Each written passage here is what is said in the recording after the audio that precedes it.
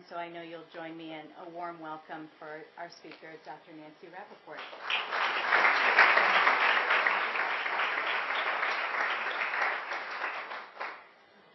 Good afternoon. How many of you are in the process of writing a memoir or have completed a memoir? Hello. Congratulations. Well, what my goal today in talking with you is to help us figure out how do we navigate, what's a roadmap that we can use in this murky territory. And, you know, when we write memoirs about families, they often include the messy stuff: death, traumatic events, betrayal, suicide, illness. And by using our craft to explore and develop our personal truth, we're often required to negotiate with reluctant or protective family members. And they're really understandably wary of being trivialized or humiliated. And I wanted to share, what we'll be doing today is I wanted to share my own process and offer suggestions about, in my case, I wrote about the living, and give some insight about the delicate balance about selecting stories to propel your own narrative, and at the same time recognizing when to compromise. So I'll talk briefly about talking about patience, because there is in my memoir, I do cover patience, but and then I'll return to sort of what you give to the next generation when you do complete your memoir. So first, I want to give you context for my memoir, which is called In Her Wake, A Child Psychiatrist Explores the Mystery of Her Mother's Suicide. And I was the youngest of 6 children. I was 4 years old, 1963. And my mother and father had been involved with a difficult custody battle for over 2 years. And my mother was fighting to get the return of custody of us. And on the day that she anticipated the return of her children, the judge stayed the decision. And she went back to her townhouse and took a fatal overdose of barbiturates. So I grew up with a household filled with children. I'm the second on the right. That's me in 2nd grade, missing my 2 front teeth. And I was the youngest of 6, but my dad remarried a woman who had 3 children, and then together they had 2 more children, so there were 11 kids that I grew up with. And what I knew of my mother at the time, I knew of my mother by her absence. And I didn't have any pictures growing up of my mother, and I started to write my memoir when I had my first daughter, Lila, who is 25 years old. And we're going to be 25 actually on Monday, which is the marathon day in my part of the world, in Boston. And when I first started writing, I would sort of write into the darkness, and I would really yearn to have my mother be there to kind of shepherd me through, to take care of this little baby in my arms. And I would write into the darkness, and they were letters to Mama, and you'll hear later there were some twists and turns, but it eventually evolved into a memoir. And for many of you who may be involved in this process, you may ask yourself at times, do I really want to do this? Is this really worth it? This is too hard. And, you know, sometimes even when the book got published, and people would ask me, you know, are you glad you wrote this memoir? Knowing what I know now, would I have decided to do it? And what I would tell you is, I never would have not written this book. And that really it was, and for many of you who are writers, it was the North Star of my existence. I think now at 55, I don't carry around the pain and the anguish of unanswered questions. And that as a child psychiatrist, I feel like it's freed me up. It's freed me up to be more present with my patients and to help others who are in significant pain. And the only thing that I think I might have done a little bit differently is I don't know if I would have been as self-righteous with my father. I think I would have understood he's still living now, and I think I might have appreciated how hard it was for him to step aside and allow me to tell my story. And for that, I'm deeply grateful to have been able to do. So my day job is a child psychiatrist, and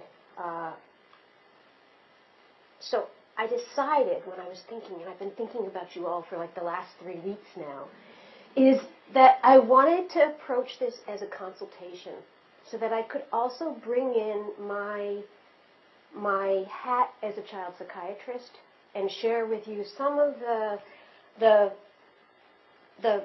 consultations if you were to come to me in my office that I could, and you were to say, oh, I'm about to go look at my ghost in the nursery. I'm thinking about sitting on the third rail of my existence. What would be some tips that some survival tips that I might give you about that? So,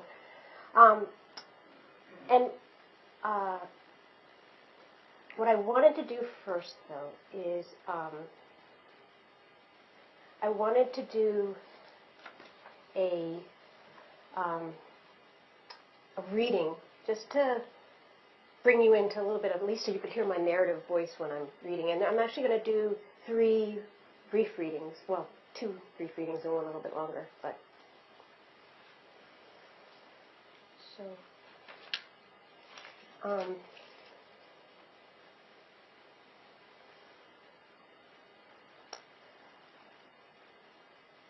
the day my mother killed herself, she had just finished preparing her house on Marlborough Street for the anticipated return of her children after a fierce custody battle with my father. It was a house expecting people, 14 rooms and 5.5 baths in a turn-of-the-century townhouse on a tree-lined street near the Boston Public Garden. My mother lived there with her new husband, Alex.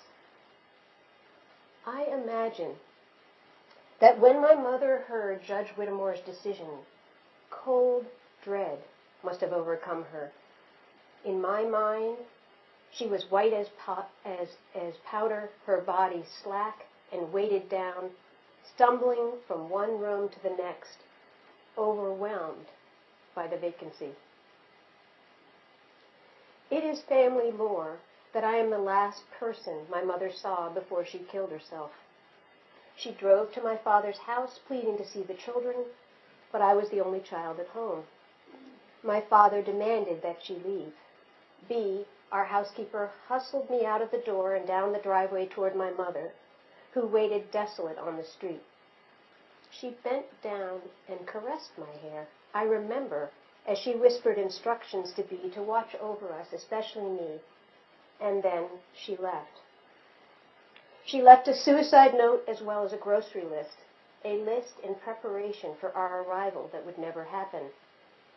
6 tangerines, 2 boxes of Kleenex, pink is crossed out and replaced by blue, sugar-free root beer, blue toilet paper, 4 pounds rump roast, lettuce, tomatoes, food for a family.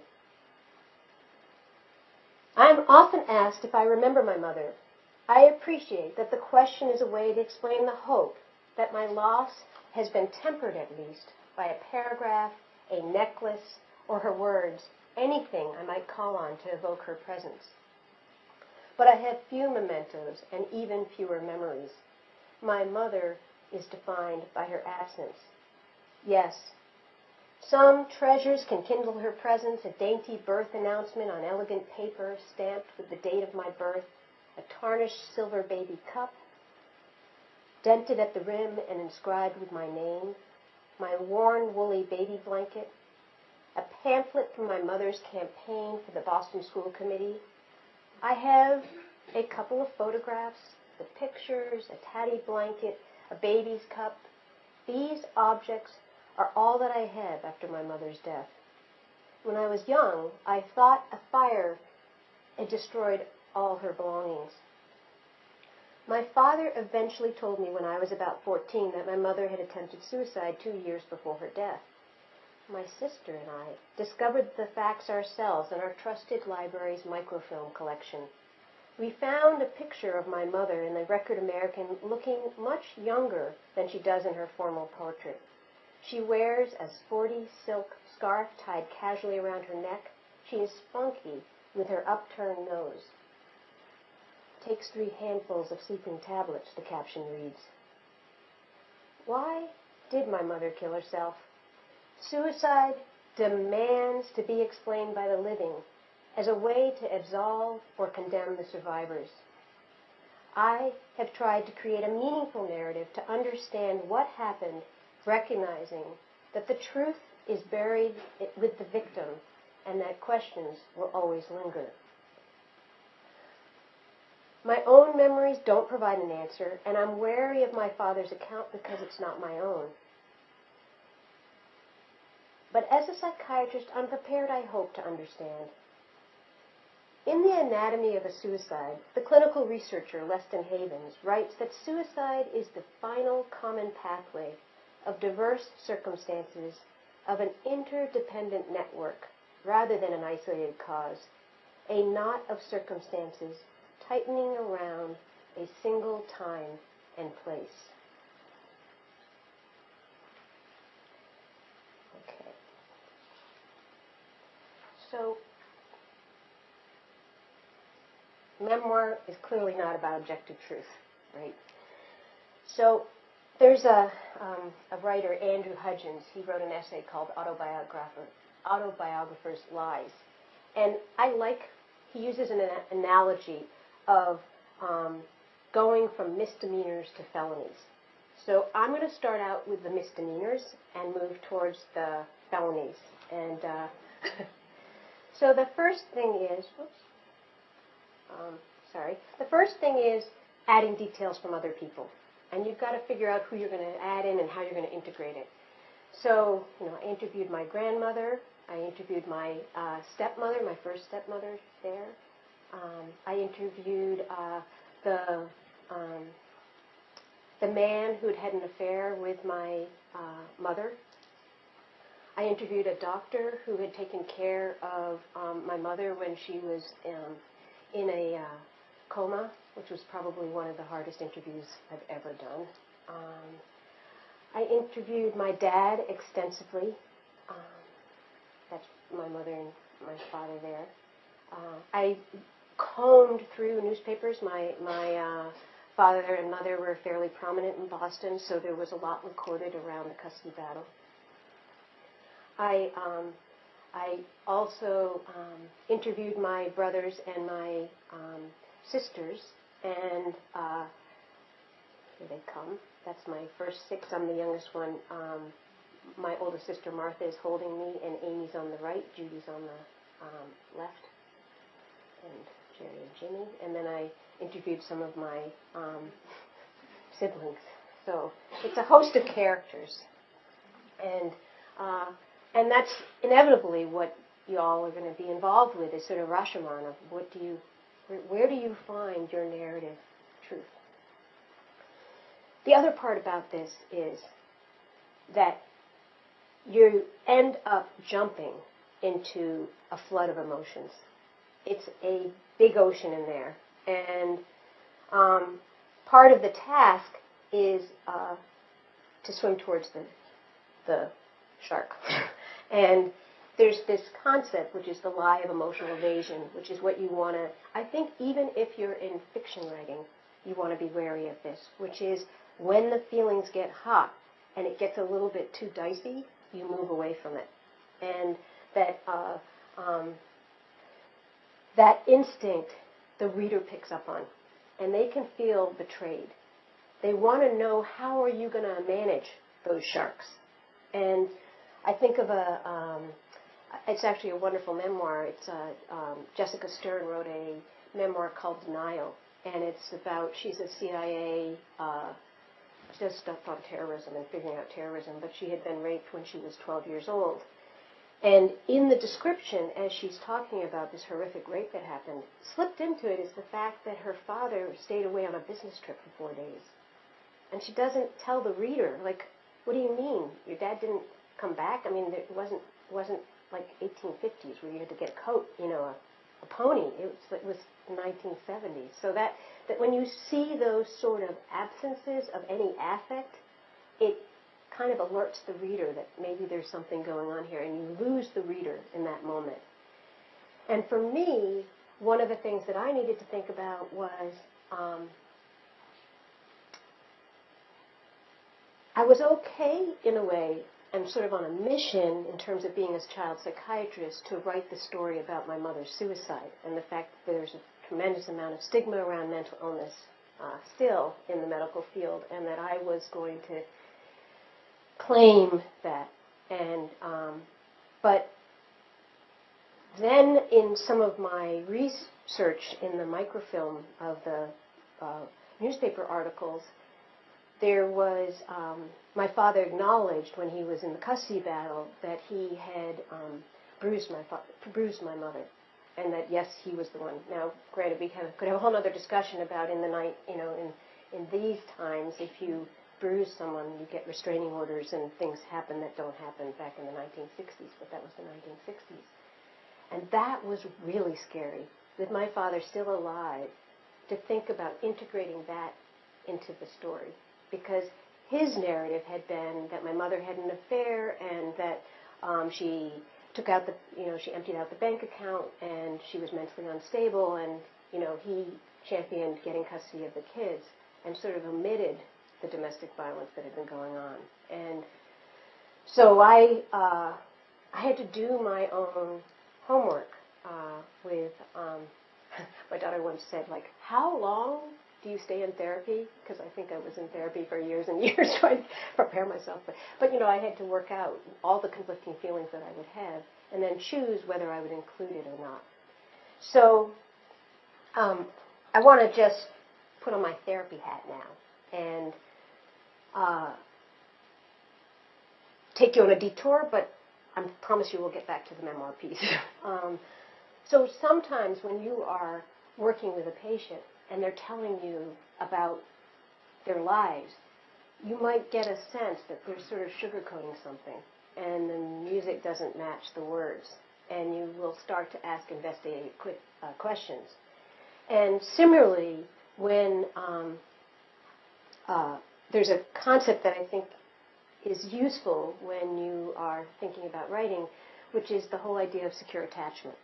So just as briefly, what secure attachment is the idea that when young children are threatened, that they will look to their parent to provide them with protection. And there's this incredible interview. It's a 1-hour adult attachment interview, and it was developed in the 1980s by a psychologist. And it asks very sort of simple questions. And what's not so important is what happened in your life. You had some, whatever kind of horrific events happened in, all of us probably have had some pain in our childhood. But it's not so important what happened to you, it's your capacity to tell the story. It's the narrative of how you tell it. So if you say, let me just give you an example of some of the kinds of questions they might ask. And you could do this tomorrow as a writing exercise when you pop up in the morning tomorrow. Can you list 5 adjectives that describe your relationship with your mother, or 5 adjectives with your father, and then link an experience with those adjectives? So if someone says, something like, my dad was just the most amazing dad, and then as they're describing it, they bring up something about the fact that he's a raging alcoholic. It's that dissonance between those two adjectives that leads to trouble. This is the really, really cool part. If you give an adult attachment interview to someone prior to them having a child, and then they go on to have their child, the adult attachment interview predicts the security of the attachment. So I think that's really cool.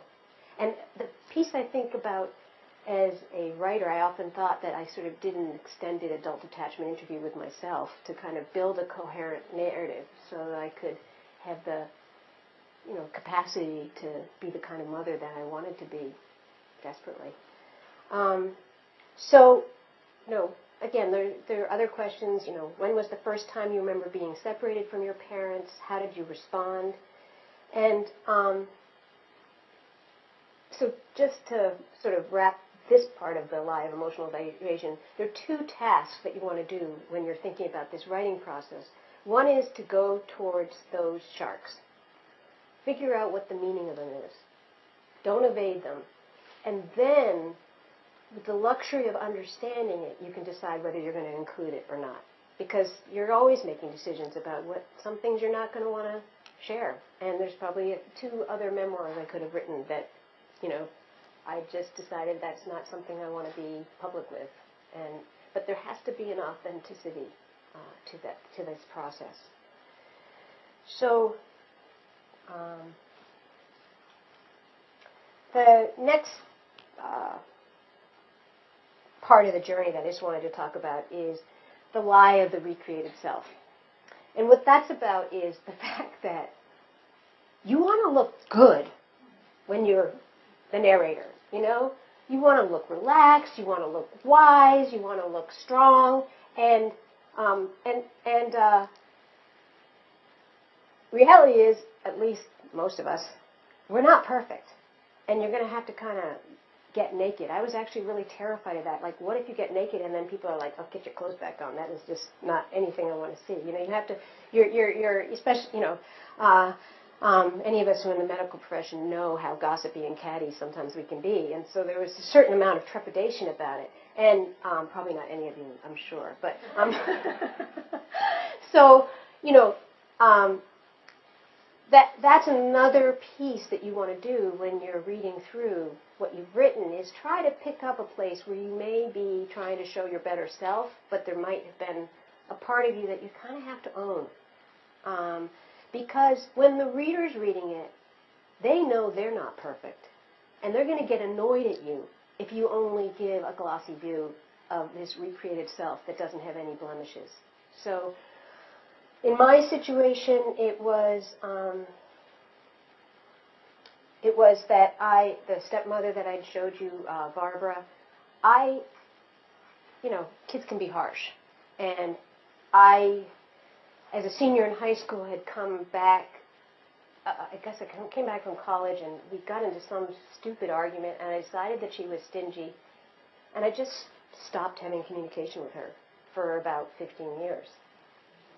And then I wanted to write my memoir. And she had information that I needed. And she was really generous. I hope if you get a chance to read it, she became human in how I talked with her. And I, as an adult, really came to appreciate the fact that she was 26 years old when she had 9 children, and then went on to have 2 more children, and how, heroic she was. But still, there's the part of it, the cringe factor was that I'm showing up, getting the goods, and then leaving, not, hopefully, so, not to belabor it, but you get the drift. Okay. The next part that I want to talk about is the lie of interpretation. And this can happen again, I think, whether you're in fiction or whether you're in memoir, which is you get committed to a narrative story. And you fall in love with your characters and you want them to go. It's a little different than the recreated self. It's that you have a story to tell. And then sometimes reality challenges that. And so for me, I had this narrative arc that my mother was a victim, that, she had lost her children, that, and then it was actually something sort of the kind of thing you'd write fiction about, which was that my mother's best friend had kept a trunk of my mother's for over 35 years. So I had been working on this memoir for 8 years, and I had been writing into the darkness saying sort of, who the hell are you? And then all of a sudden there's this trunk. And the trunk has all sorts of things. It has things from drawings that the kids had made, cards, photographs, and a book that I had known nothing about, that my mother had been writing at the time of her death, where the title of the book was called End of Freedom. And the main character was someone who was politically ambitious, and my mother had been running for school committee at the time when she made her first suicide attempt. So it was a politically ambitious main character who was running for governor and ends up killing herself. And the story goes on for 40 pages more. So that made this kind of idealized version of my mother got a little rocky, because when I read it, even though many of us who are writers know that when you write a main character it might not be directly reflective of who you are, the main character was a little bit annoying. And she was taking baths all the time. And she loved being the center of attention. And she was a little bit dismissive about her role as a mom. She kills herself. The main character kills herself, and then the narrator goes on to talk for 40 pages more, and the only impact on the kids is that one of the boys spends a lot of time rearranging flowers. I'm like, what? Where's this, do you get what you're about to do in this recreated drama? So I had to sort of go back after, and I only wrote during the summers because I'm an academic, and I also would not go into the ocean. In my day job, it was hard to jump in and go deep, so I would sort of reserve it for summers. But I had to go back and figure out how to integrate what was going on, and that's something. One of the things that some of your family may ask you is, what right do you have to tell the story? Why you? And you know what? I don't know if we have a right. We take it. It's the nature of wanting to be a writer. Maybe the first 20% of writing is cathartic, but then the next 80% is trying to tell a story that will move other people and will bring some meaning into their life from hearing your examined life. So,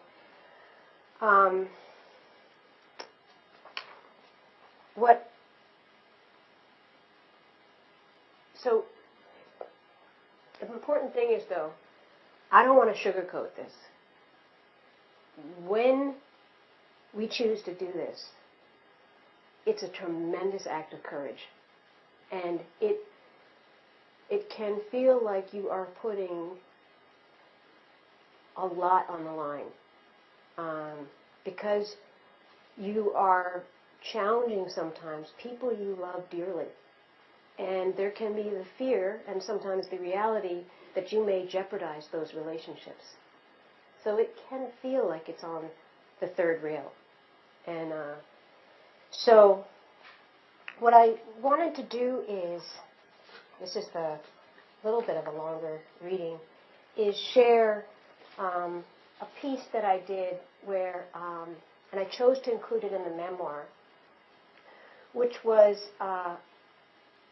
me talking with my father and trying to,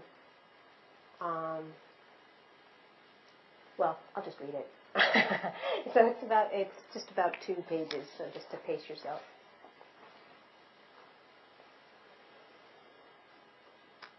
It's taken us years to get here, but I'm sitting with Dad in the cavernous dining room in a Cambridge seafood restaurant.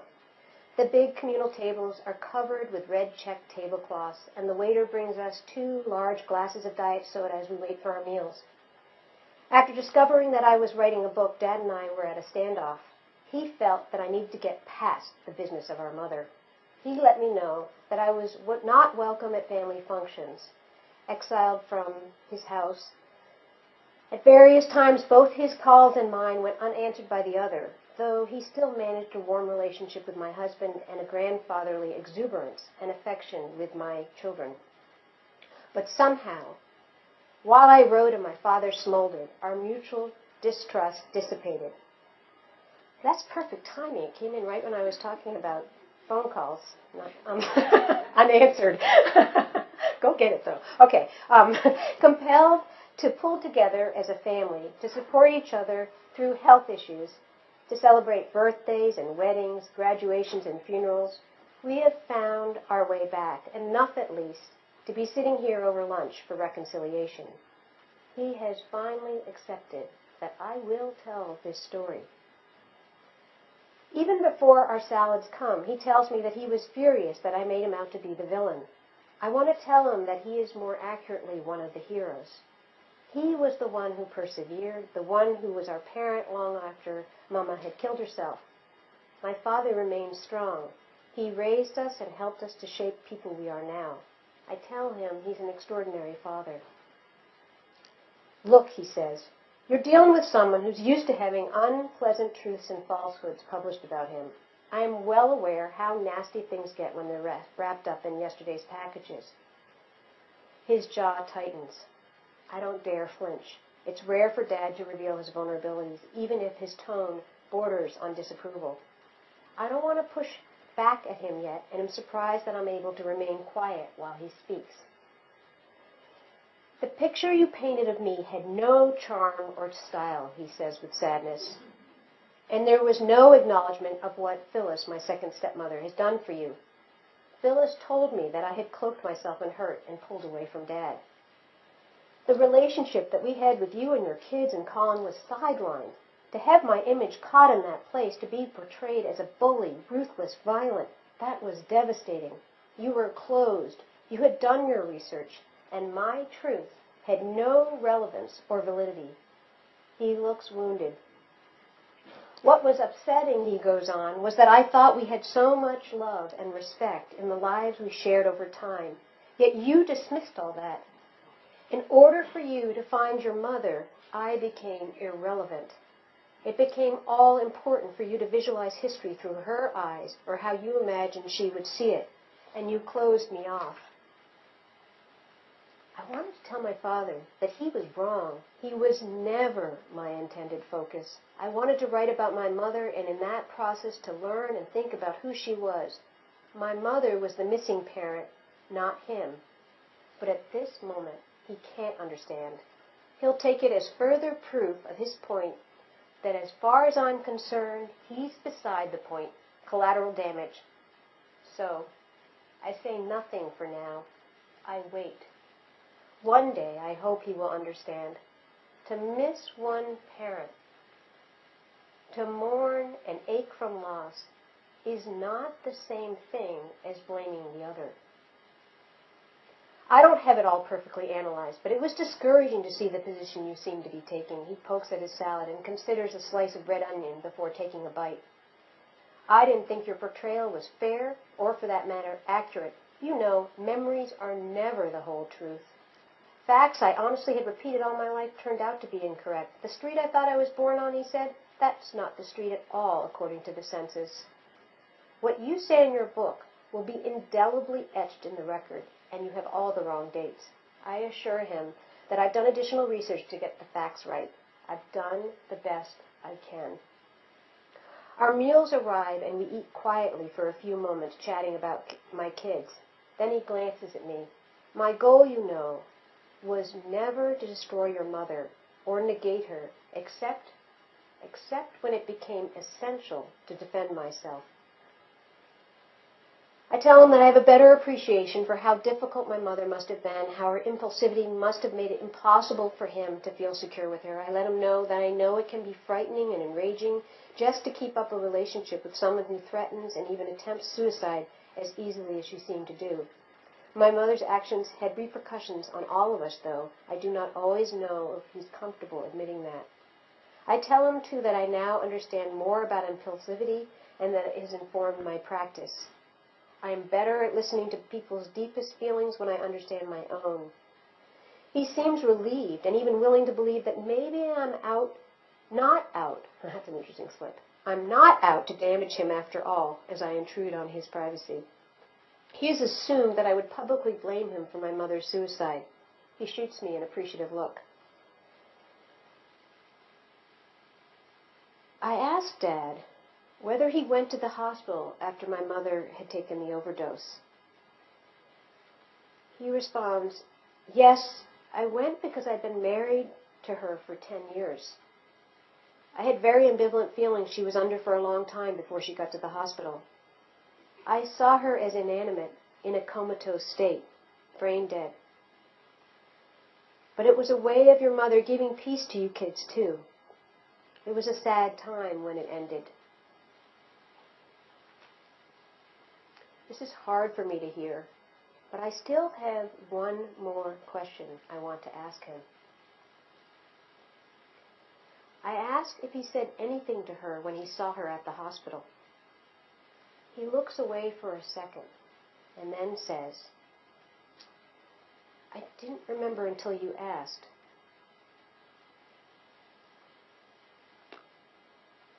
But I told her that I would take care of you kids. I replied quietly, "And you did."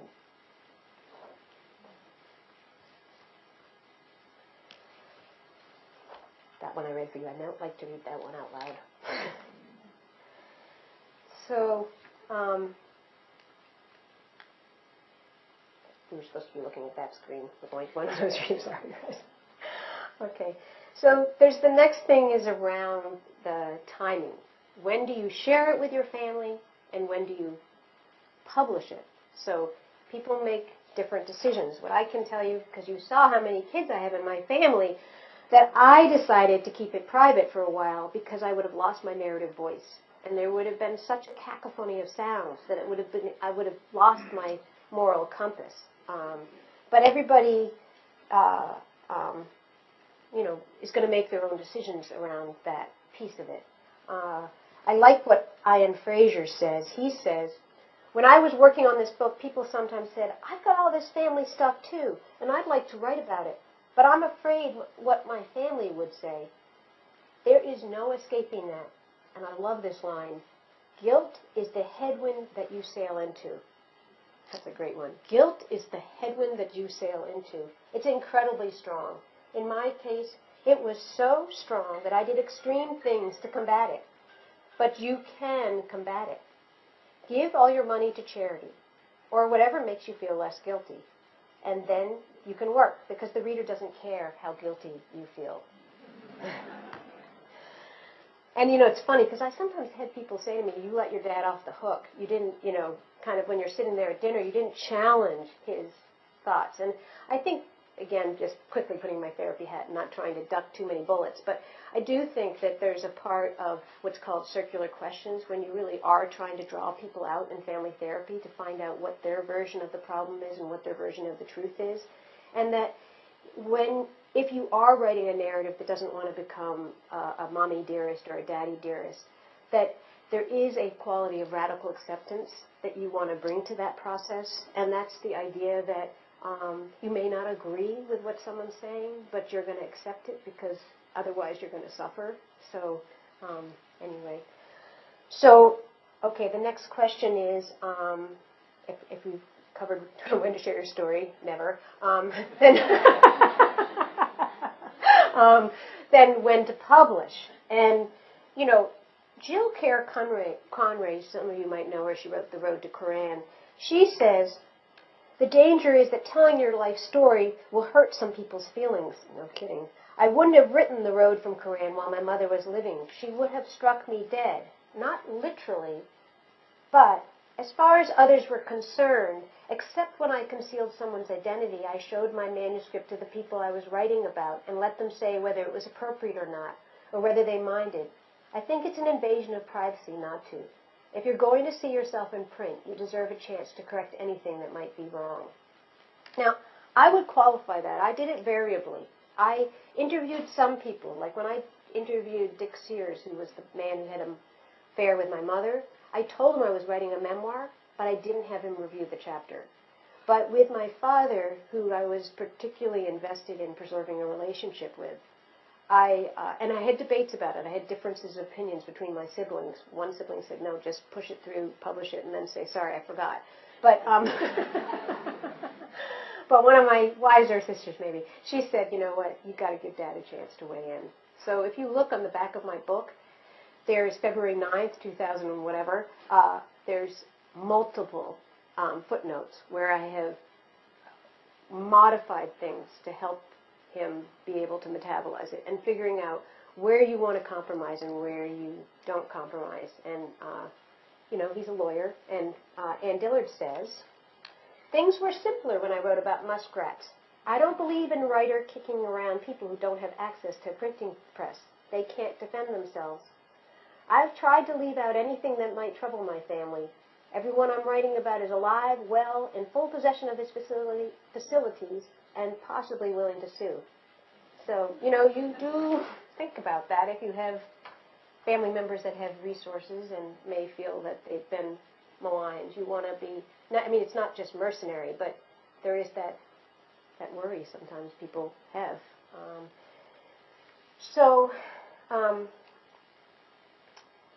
You know, in my memoir, just briefly, I did have some patient vignettes, and I felt they were helpful. There was a back and forth. So one of my sisters has schizophrenia, and I talk about taking care of a teenage boy that is psychotic, and they're sort of juxtaposed because I felt like, well, they just showed different sides of me, because I think there's a very different process when you are, again, it's sort of about the recreated self and the, you know, I think sometimes we can be better doctors sometimes than we can family members. So it was interesting because I had put so much thought into being exquisitely sensitive to my family that I'd sort of run over my patients. And I was very fortunate, which I would encourage you all to have other colleagues of yours read your patient vignettes and give you honest feedback. I think just like when we have clinical responsibilities, I'm sure all of you have one or two trusted people that are on speed dial. I think it's the same way when you're writing patient vignettes. You want to have, you know, I never publish anything. I have one close colleague, Andy, and he always reads what I'm going to read when it's something to do with patient care. And that keeps you honest. And she actually came back to me, the colleague, and she said, you know what, you didn't get it right. You're too glib with your patients. And so I had to go back and rewrite all my patient vignettes. And a question will be, you know, a lot of times people will tell you you can do a composite so that it won't be, you know, nobody can tell what it is, and that's something that Freud talks about when he does Rat Man in his introduction. He talks about how you can disguise the character. You can change the name, the profession, the geographic location, the age, the number of siblings, the religion, sometimes gender. And that's true.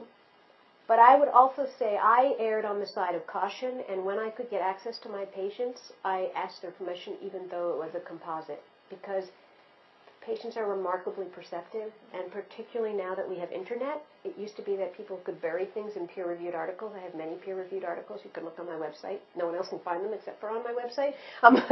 But, you know, that's, now it's accessible, and people find out things. So, and, you know, everybody likes to talk about informed consent. And I get it, and I think I've had asked many a patient to sign off on what I've written about them. But I think it's a little bit of a misnomer, because when you are in the health profession and you are providing a service to a patient, there's a power differential. And we have more power than our patients in that interaction. So, you know, the timing also of when you tell your patients that you are asking them permission is a tough one. Are you doing it because it's about to come out and get published? are you doing it before it's been accepted? Because sometimes I had one situation where I asked permission and then I ended up editing out that vignette, and you sort of worry about what's that message? You know, your story wasn't good enough, and so I'm just giving you a whirlwind tour of that murky territory, just to.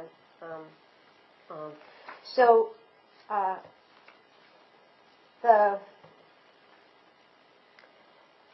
last part that I want to think about together. Yay! Hello. I'm talking to. I hope that's someone's child. Tell me if it's someone's child, because what I wanted to talk about was passing on to the next generation,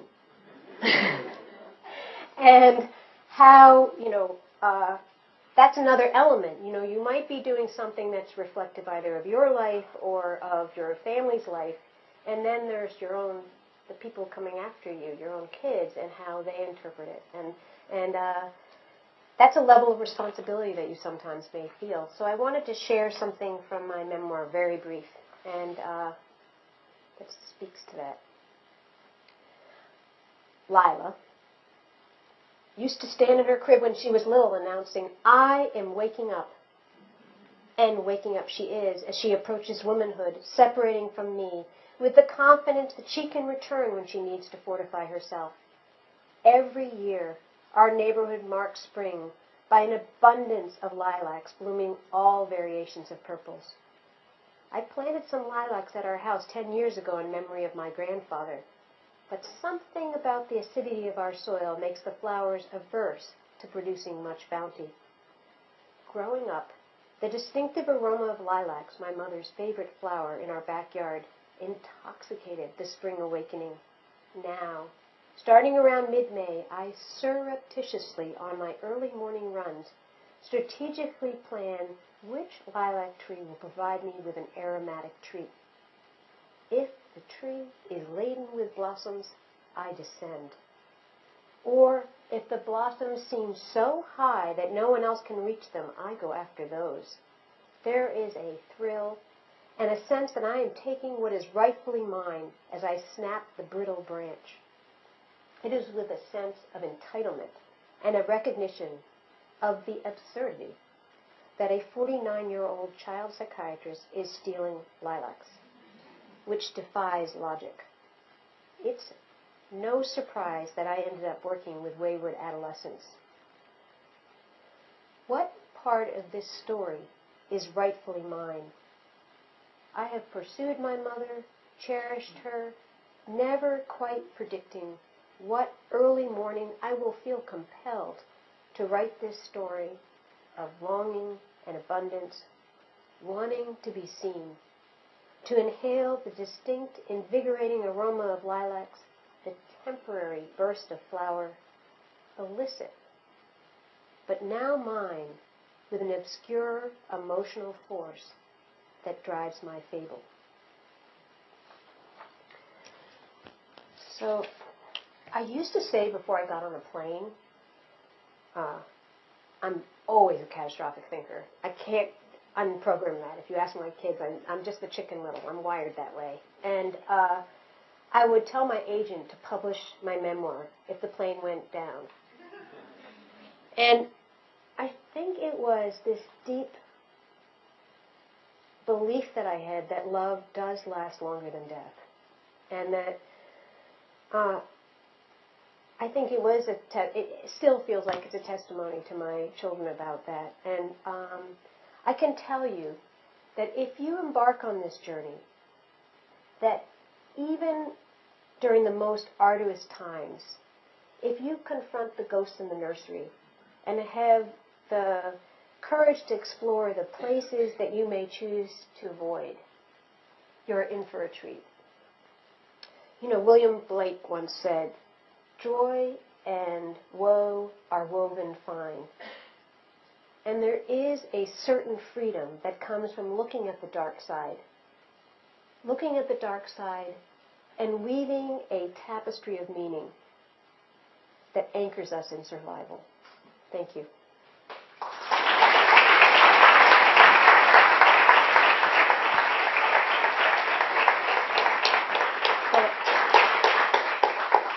I think we have like time for some questions if you all had anything you wanted to ask me about. Any thoughts, questions about the process? Don't be shy, please. Yes? Did you, through the process of writing this book and becoming acquainted with your mom, especially with her narrative that she wrote, her fiction that she wrote, did you come to terms with the fact that people can be good and bad, stupid and intelligent, all that? Yes. First of all, I have to tell you, when you end up doing talks, I got a great tip, which was look for the sunflowers in the audience. So you were a sunflower in the audience. I could see when you were listening and you were nodding your head, and I was like, okay, someone's with me. I'm okay. Yes, that's exactly what the part of the process is. And I have I'm not going to make you all have to hear every passage in my memoir, but there's a passage I have where I talk about that, where I'm with my therapist, and she's trying to sort of pull for this idea that there is good and bad in both parents, and you kind of need to get there, and I'm not really listening to her. And then I used to tell my therapist she should get a refund because she had to keep on repeating the same things, and I just didn't seem to. I'm a slow learner. And then my pager goes off, and my son had an injury, and I'd gone running into the school and bring him to the emergency room, and then it's night after I'm putting the kids to bed, and then I have this moment of sort of, where are you? Why couldn't you come running when I had 911 at the end of my number? So it was trying to capture that process of both, it's particularly when you lose a parent. I see this when I work with kids who have absent fathers. Oftentimes it's the mother who gets the rage, and the father becomes sort of this idealized self. So, yeah. It's important to make your characters be round and not flat. Yes. You touched on this a little bit, but I was curious today, when you're writing a memoir, how do you know you're telling the truth? Because You're not. Get over it. I know exactly. I have a 7-year-old, and she was convinced that she was in Disney World because she saw a commercial for the teacup Yeah. ride. And every time I say, honey, you've never been to Yeah. Disney World, she would just rage at me about it. No, that's what I was trying to say. It's not about objective truth. It's about your truth. And, as a child psychiatrist, I can say that's really lovely. I'd have a fun time with someone who would want to what a great imagination your daughter must have to be able to create that. It is true for the living characters. If you have, I just had an experience where this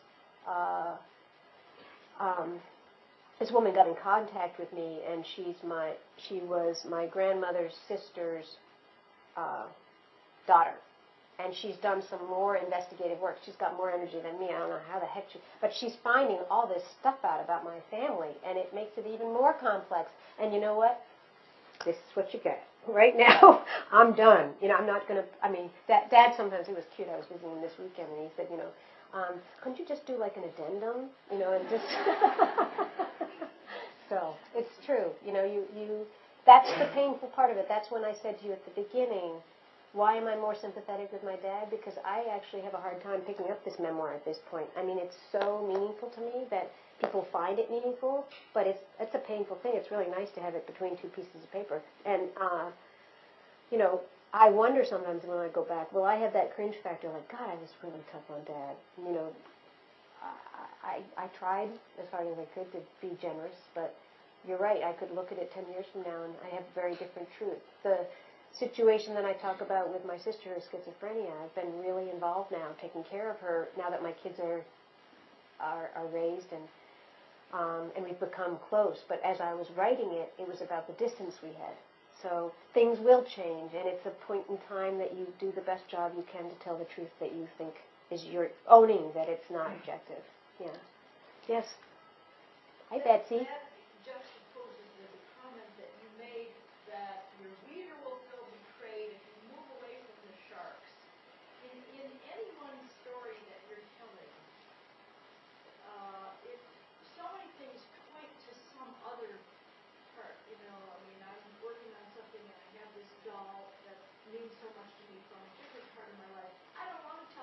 Right. story about that. You know, how do you Yeah. avoid the reader feeling betrayed? Right. So that's a great question. So what you're talking about is how do you be selective? Oh. Believe me, even trying to do this talk, I had to throw away chunks of it that just say, I mean, I think partly you're distilling. What I would say is maybe you play with that doll for a little bit. You just want to see what the meaning of that doll is in your narrative. But then you feel like, you know what? Looks like that doll really doesn't have much to do with what the, you know, I'm choosing to write about how I became a marathon runner and 12 tips to how to become a marathon runner, and the doll just doesn't cut it. But maybe you find out, you know what, actually, that doll is about endurance, and that has something that's going to ignite you see what I'm saying? So and then the thing is that you also might say to yourself, you know what, it may make the memoir more authentic, but that doll story, I don't want to share with the public. And I think you've got to honor that. That's the part. So maybe the reader will say, "Oh, looks like she just veered off on that one. You know, I really like to know about that doll." I wanted to hear you say something like, you put a footnote there saying, I know you're going to feel betrayed when you read this. You know what? Read my next book. You know what? Or right? I'm not writing another memoir, just so you all know. But I think the idea is you want to have something that's compelling in there that looks authentic. It doesn't have to be. You don't have to get completely naked. You know, it's nice to have some clothes on. Yes. What was the reaction, the impact of your book on your patients or the parents? Sure. So it's very interesting. People often ask that, especially from the medical field. And I have found that first of all, I work in public sector with teenagers. So the patients that I was treating at the time, when there was a fair amount of media stuff, I wanted them to have a copy of the book because I knew that they might turn on the TV or something or hear me on NPR, and that would be jarring to them to get taken off guard and to find it out about that way. So, kids would act different. They'd say, "Oh, that's cool," and they put the book underneath their jag and they kind of walk out of the, room. Or, someone would be, "Oh, wow, you're an author." My private patients, because I'm a psychiatrist, they're more protective. So they sometimes will choose not to read it. I have never, and I have to own it as a psychiatrist, you're supposed to want to explore things with it. I have been very reluctant. If my patient comes back and they want to sort of chew it over with me about their reactions, I've been like, I've had one person who said to me, like, maybe you could have left out all the part about psychiatry and just told your story. But I made a choice. I wanted it to be a learning tool, too. So I did include things that, I don't know, the theories of affairs or different things I put in there just because I wanted to. It's my book. So I actually found that my patients are enormously generous. And even now, because I have this website, which thank you for saying, it's a nice website, I worked really hard on it, but people are going to go and they're going to figure out really quickly, oh, she's got this book. So it's a weird thing in a way, because sometimes even in my first session, I might tell a kid, I just need to let you know that there is this book that I've written. And it's been pretty amazing. I just had a student that I was, his mom was a crack addict, and he's been struggling with not going to school forever and forever. And I mentioned that I'd written this book, and he looked at me just crestfallen, and he said, I can't imagine having a loss like that. And it was such a human moment for him to say that. I mean, because I certainly wasn't feeling that way. The only thing I worry a little bit about sometimes, I spoke, for instance, at the National Alliance of Mentally Ill, and sometimes you have people who feel like they need to take care of you, and that's certainly not what you want as a doc. You want, and sometimes the other thing that professionals have asked me is, I shouldn't have been brought up because it makes me so annoying when they bring it up, actually. But I guess because you all are in the profession, I should share it. They may say, well, how can you be a doctor that takes care of suicidal people if you've lost a mother to suicide? And the reason I find the question annoying, I sort of understand it, but I feel like all of us have something that's happened to us, and I would hope that if they actually read the memoir, they would see that there's a level of reflection that's gone on that doesn't keep me out of being able to provide solace. And I I actually feel like I probably have a reputation for working with very, very troubled families and kids, and I have an endurance that comes from it. So I don't feel apologetic anymore, but I often feel a little bit annoyed when people ask me that one. So it's a long-winded answer. Yes? So the business about the adult attachment interview, Yeah. is that an invitation for us as maybe a tool to get in touch with our own Yes. family? Is that the point of it? Oh, sorry if I didn't make it clear. There were two things about the adult attachment interview. One was the idea that you could look at those questions and you could use them as a writing tool, writing exercise. That was one thought. And the other was that that it was actually in a way to give a point of encouragement, that there's an added bonus to this, that if you actually spend time in this self-reflection, it really does enhance your capacity for parenting, because the more coherent your narrative is, the more you're able to make a secure attachment with your kids. So those are the two thoughts. Yes? I imagine that you ran into situations where there were things people didn't want you to know, and trying to reconstruct your own history, people said, oh, that was a long time ago, I don't remember. Mm-hmm. And how do you deal with that and get people to open up and give you the information? That's so. You know, I do think I was a little bit fortunate, because some people, when I've spoken, have said, you know, I'm trying to open up doors and nobody's opening it. And I did feel like there was a momentum to telling this story, and it was almost like a high, I mean, not to, you know, but I don't want to say higher power, but there was but that being said, that relative that I was telling you about that reappeared, it seems like she had dug up that my grandmother's brother probably died by suicide. But the information I had gotten was from my grandmother's confidant, and my grandmother never shared that. So if you read my memoir, that's not the explanation that I say about my grandmother's. And that has a little bit of a different shift, because those of us who are psychiatrists know that there's a gene for suicide. So if you take it not just one generation, but there's two, it just would have shifted a little bit. So your story's only as good as you can get people to talk. And you know, there probably was a certain advantage to me both being in the medical profession and being a psychiatrist, so that I could, and I think you'll feel this when you interview people.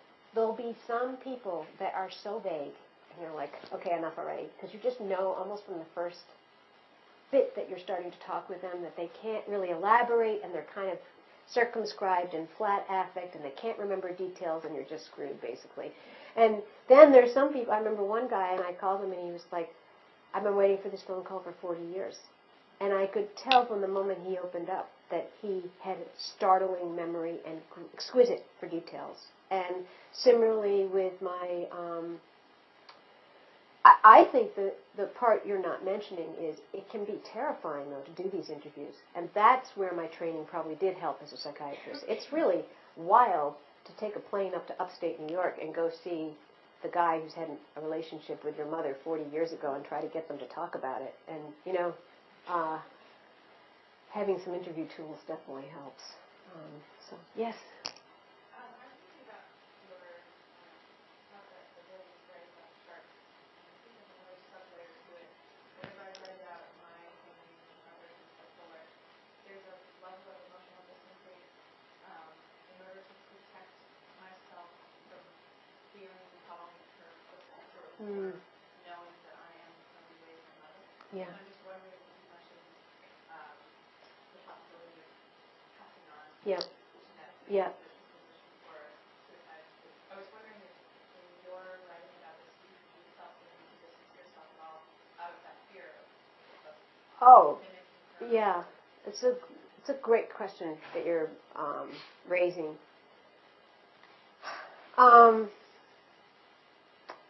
Well, I remember when talking to my kids, because again, you know, being a child psychiatrist, I have different hats, and sometimes I'm not speaking about writing a memoir. I'm actually talking about children of suicide and doing webinars and in-services about that piece of it. And there's a wonderful article called "The Telling and the Knowing" by Albert Caine, and it's around, you know, there are two different processes with kids: what you tell and what you know, and what you feel in your bone marrow. And I remember when I was talking with my daughter about my mom having died by suicide, she looked at me and she said, well, would you ever do something like that? And there's that sort of moment. And I guess, all of us can be tested in ways, but I was fortunate enough, I haven't had major depression, bipolar, suicidal thoughts.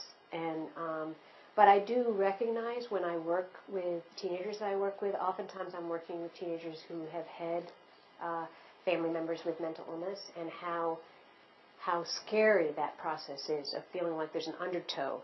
And it's part of my favorite kind of work to do, because oftentimes they're coming to see me because they actually do have a mental illness that may bridge a stronger connection with their parent, but we're trying to figure out together how, even with that loading, can they have a different ending? Can they have a different beginning with how to integrate that? So,